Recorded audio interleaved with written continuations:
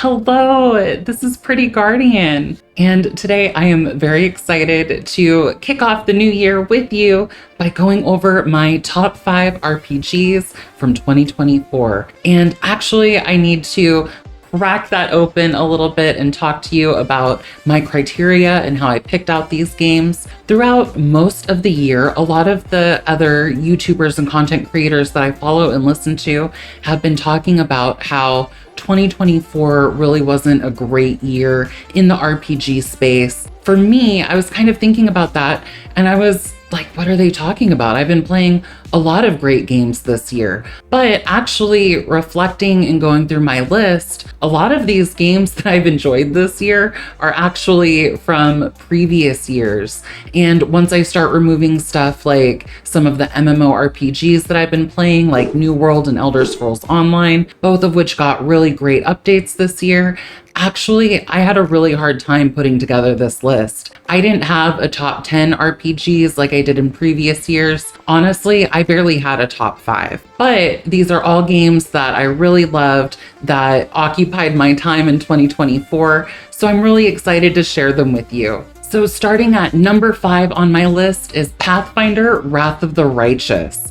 This one actually came out in September of 2021, so it's been a few years. But what I want to say about it is they've been getting fantastic updates. Owlcat Games is very similar to Larian in the sense that they're very passionate about the games that they're creating, and they continue to support them for a long time to come. So in light of their Gold Dragon update and some of the other updates that they've had, I jumped back in and started playing this one. It is a CRPG in that very traditional Baldur's Gate Pathfinder sort of style. Combat is real time with pause. Most of the quests have voice acting in them. A lot of the extended quests and stuff do not, which I'm okay with because I would rather them focus on quality writing rather than be chained to the voice acting the way that a lot of other productions become. Towards the beginning of the year, I did a video of this one, Baldur's Gate 3 versus Pathfinder, and it's one of my top videos of the year. I had so much fun making that one. For me, Pathfinder did end up edging out over Baldur's Gate 3. And the main reason is because if you are somebody who loves tabletop RPGs and really diving into your character sheets and the mechanics, this game is just incredibly rich and is going to give you a really good experience. Next up on my list at number 4 is Star Ocean: The Second Story R. This one came out in November of 2023, and I actually didn't play it until the beginning of this year in 2024. I played it on the PS5, and I had a really fun experience. It is a remake of the original Star Ocean: Second Story, and it's done in that HD 2D sort of style that you see in games like Octopath Traveler or the new remake of Dragon Quest III, which is also going to be on my list of games that I want to check out. This was such a fun way for me to get to experience Star Ocean: The Second Story. And one of the things that I love about that HD 2D style is that it preserves so much of the charm and beauty of those old pixel style graphics. So in many ways, it made my playthrough feel more authentic, kind of as if I had played through it the first time around. The story was kind of mediocre. It took you through the paces of what you would expect from a Star Ocean game, starting out on a planet in sort of a fantasy setting and then slowly expanding into a more galactic level threat. It had real-time action combat, lots of really cool attacks and abilities that you can use. And I think it's just a solid RPG for people who like that more traditional style of experience in their games. Next up at number 3 is Visions of Mana. This one came out in August of 2024, so clearly it's the most recent of the games that I've played on this list so far, and this one was beautiful. I've been playing the Mana series games since way back in the day, starting with the originals on the Super Nintendo, and they're just so colorful and charming, and the creators of this game did a really good job of delivering that same sort of colorful, watercolor fairy tale experience, but for a modern system. It had great action battles, and one of the things that really stands out is their class system. So you have 5 characters in your party that you get to choose from, but as you unlock different elemental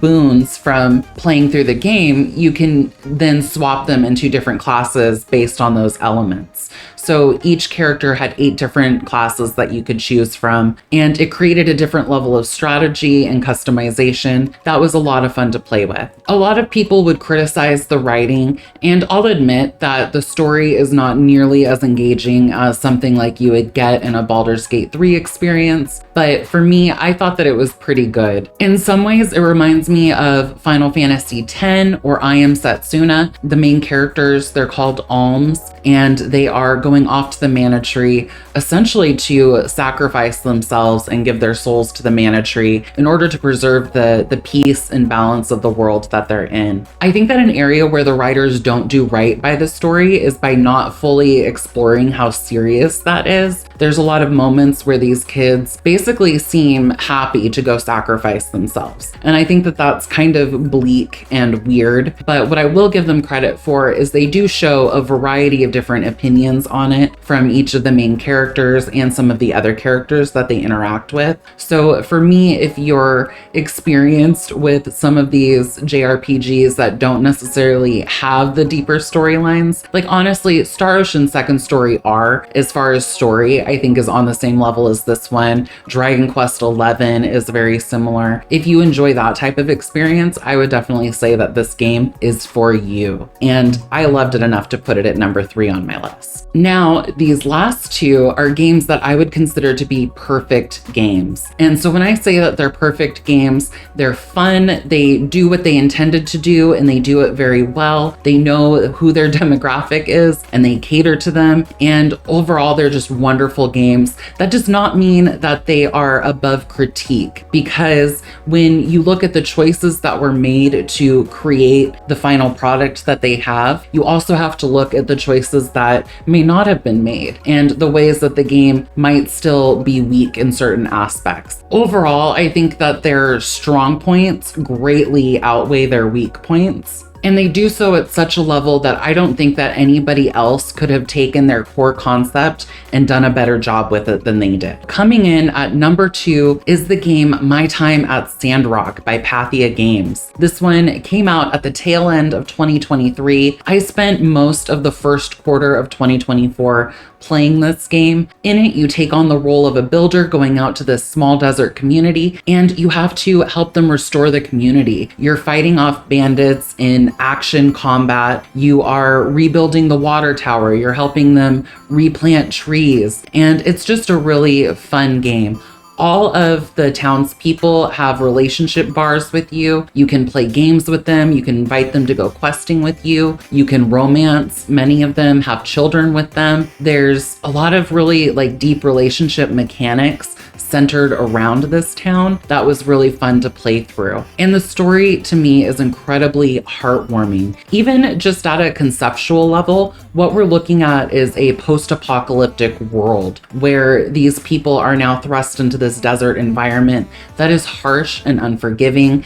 And they have to figure out, how are we going to have a steady water supply? How are we going to efficiently use the materials that we have to survive? And when I look at climate change and the issues that we kind of face with that in the real world, it gives me hope that I can see this community that is going through a lot of these very relatable problems and how you could still have a vision for the future that is kind. I've since learned that this is called solar punk, and I think that that is the most amazing aesthetic you could possibly have. Anyways, that is my spiel on My Time at Sandrock. Let's talk about my number 1 game, and that is Like a Dragon: Infinite Wealth. This one came out in January of 2024 I have been playing it for the entire year. At this point, I have over 100 hours in the game, and it's been a blast. In some ways, it's a very traditional JRPG in the sense that you have turn-based battles, and the way a lot of the dialogue and the relationship mechanics with your party members unfold, it's similar to what you've seen in the first Like a Dragon game that came out back in 2020. And in a lot of ways, it also reminds me of Persona 5. For example, the setting of it takes place in the modern time. It's primarily in Japan, and in this new game, also Hawaii. You get these beautiful views of Hawaii, these beautiful shots of Japan, and it's just a really fun game to play through. The thing that I think really stood out for me with this one is how deep the side mechanics in the game are. For example, there's this Dondoko Island element where it's almost like Animal Crossing. You get this island that you have to turn into a resort. You get to decorate, you get to bring in visitors for your resort. You have to catch bugs, break rocks, craft things. And then another side system that the game had that was also deeply entwined with the game is Sujimon. That is very similar to Pokemon. You go out and you catch these degenerates from around the city and you make them battle against each other. They had a full quest line to it with gym leaders and an Elite Four and stadium battles. It was a lot, but it was a good time. And honestly, I'm still playing through it actually. I am in like chapter 13 or something like that, but the game is so good and I've been enjoying it for so long that I had to give it its due and put it at #1 on my list. So that was my top 5 RPGs of 2024. Thank you so much for watching. Please consider subscribing to my channel. I'm trying to grow it this year, and your subscription would mean so much to me. But also, you'd be the first to know when I'm releasing new videos, so maybe it can be a win-win between us. Anyways, thanks again, and I will catch you in the next one.